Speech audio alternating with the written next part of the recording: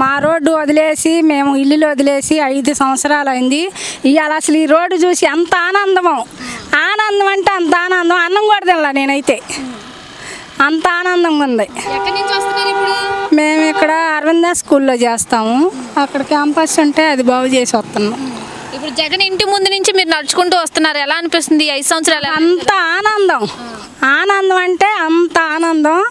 మా ఎలాగ అసలు రోడ్డు వదిలేసినందుకే మాకు ఆనందంగా ఉంది బాగా. ఎందుకు రానిచ్చేవాళ్ళు కాదు మరి జగన్ ముఖ్యమంత్రి అయ్యాక? అసలు ఎందుకంట? ముఖ్యమంత్రి అయిన తర్వాత ఇటు పోతామంటే మరి ఆయనకి ప్రాబ్లంగా ఉంటుంది కదా. ఆ ప్రాబ్లం వలన మరి మమ్మల్ని బానీయకుండా మా ఇల్లు లేపేసి మమ్మల్ని దారులు కట్టేసి ఎటు పానీయకుండా మమ్మల్ని ఎంత ఇబ్బంది పెట్టాడో, ఎంత నరకవేతన పెట్టాడో మాకు తెలుసు. ఇవాళ మాకు మనస్ఫూర్తిగా ఆనందంగా ఉంది. జై జనసేన.